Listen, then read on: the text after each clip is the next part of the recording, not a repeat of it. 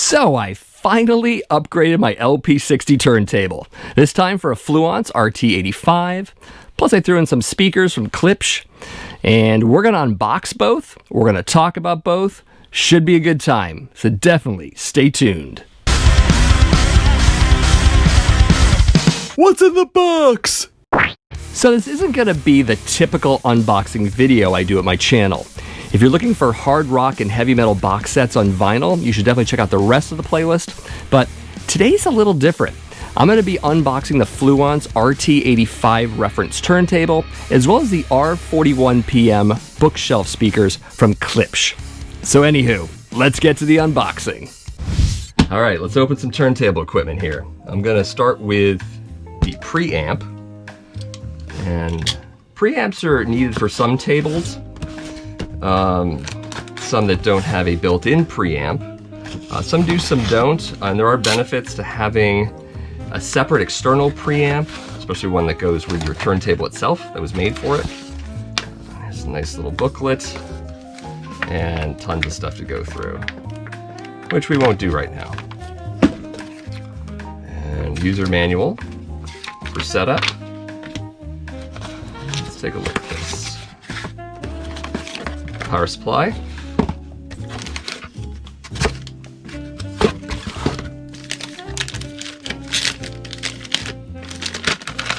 So preamps are all different sizes. This is a nice small one. It'll be easy to find a place for this guy right here. Simple input and output. And a little bit of a filter. Also, the ground wire is kind of important. You put the ground wire to the turntable to here, and then you can do from here to the speakers, which is probably what I'm going to do. So there is the Fluance preamp. All right, let's open the table next.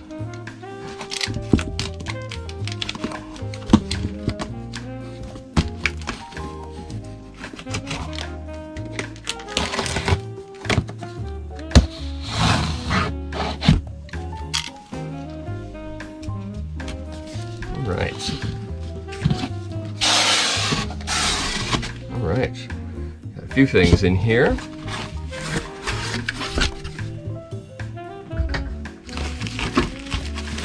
This is likely the lid.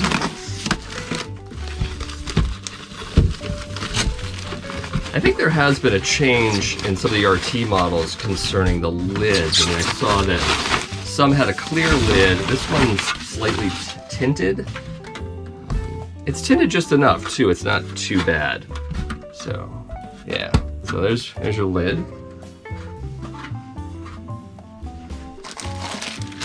Nice owner manual. Also, white gloves, which is kind of fun. In case you have aspirations of being a stage magician, here you go. Those are probably useful for handling the actual plinth itself because it is a gloss finish and maybe you don't want to get fingerprints on it while you set it up. So that's probably why these exist. Let's see what else we got here. This looks to be the cables.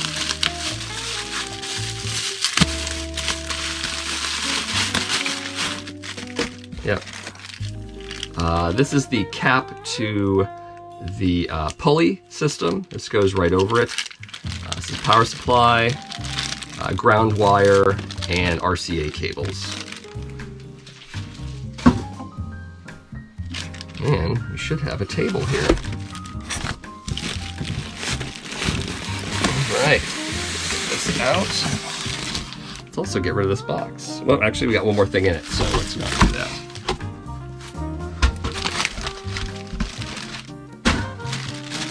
All right, so let's close this box for a second. We have somewhere to put this. All right, new table. Silica gel or silica gel. I've never figured out which it is. Probably should have put my gloves on at this point, but you know, live dangerously.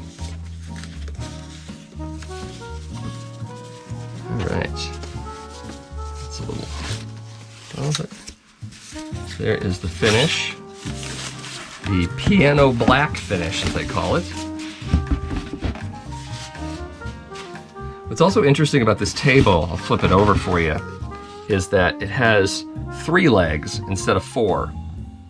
And they are adjustable, each one, mostly for leveling purposes. And let's turn this to the correct orientation.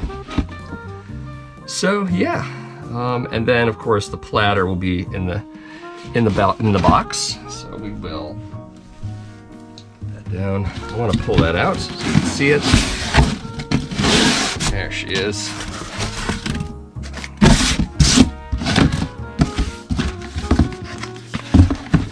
And we will need a knife for this.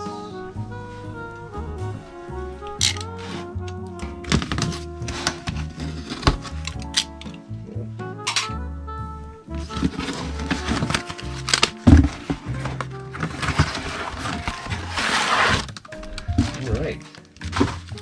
So this is the acrylic platter with the band already on it. As you can see on the edges, it's right there. And there you go. This will go right here.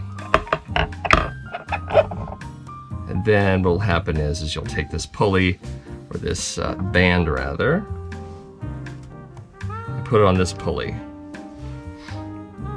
And we'll put the cartridge there, of course. So the accessories for this table are basically packed inside of these styrofoam, basically bracing walls, the thing that the turntable's placed in.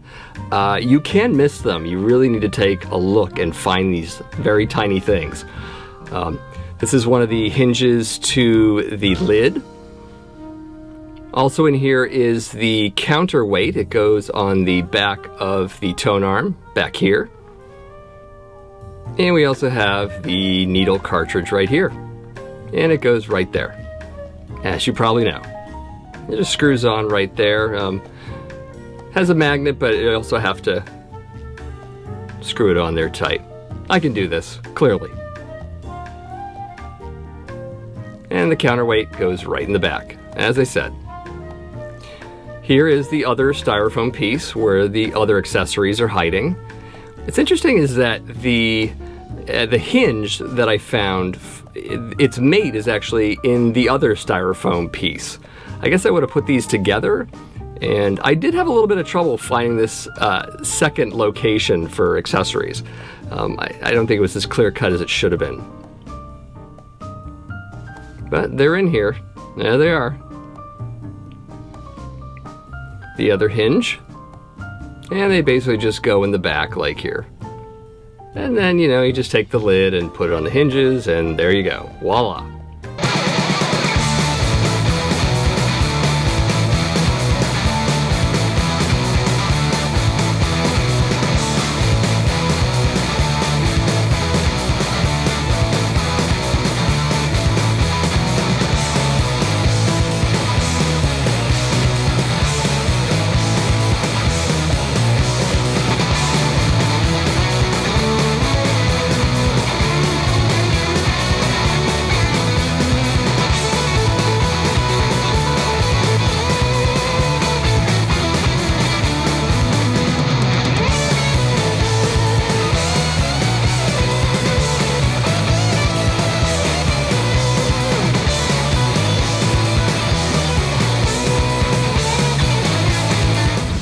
And that was my unboxing of the Fluance RT85 reference turntable. And those Klipsch speakers as well. A few things before I close out here. I want to talk a little bit about the setup. I did do setup off camera for this, and it was really a bit of a bear. Maybe because it was my first setup for a manual turntable. I got a little spoiled by automatic turntables. This is a little bit of a different world. The counterweight was interesting. It has 2 rotational points, and sometimes you have to turn 1, and sometimes you have to turn 2. And you have to pay particular attention in the directions to that. I kept missing that little detail.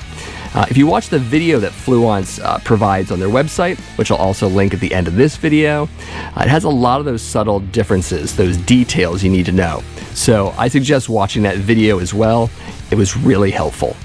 So out of all the turntables that Fluance does offer, I did buy the high-end one. That's the RT85. It came with the Ortofon 2-on blue cartridge, the needle cartridge, which is a pretty pricey cartridge on its own, but had to have it. Also the Acrylic Platter. They usually have aluminum ones or something made of similar material, and I really wanted that difference in sound. I've heard a lot of great things about both together, so I was really impressed with the sound on this thing. It's really nice. I did a lot of different tests with a lot of different genres. I did prog, I did Italian horror movie soundtracks, I did heavy metal, I did live albums, I did lounge music even, and the subtleties you can pick out in the music were really there, so I'm pretty impressed with this table. I should also mention that I did opt out of the preamp that I just showed. The speakers themselves have a built-in preamp, and I decided to go with those. It sounds great with that particular preamp, so I'm not going to swap it out. Some people, again, find a little bit of value in using an external preamp, and I think in some cases that works out quite well, and I think for very discerning listeners, maybe that's the only option for them. I don't know. But I think when I upgrade the table again and get non-powered speakers, I'm probably going to use that preamp because I've heard great things about it. So yeah, I'm pretty pleased with this turntable and the speaker set too. Maybe I'm not talking enough about the Klipsch speakers. You have to say Klipsch speakers because you just want to roll it together and go Klipsch speakers, which sounds like a full German word, right? Sure, whatever, right? Anyways, my old LP60 from Audio-Technica, my first turntable, is now in my office. It's now going to be a review table for albums. It was a good table, it still works, but it is a starter turntable, and I wanted something a little nicer that sounded a bit better, especially for the living room where I entertain and listen to a lot of music, just relaxing and all that. So, there you go. But what did you think about this table?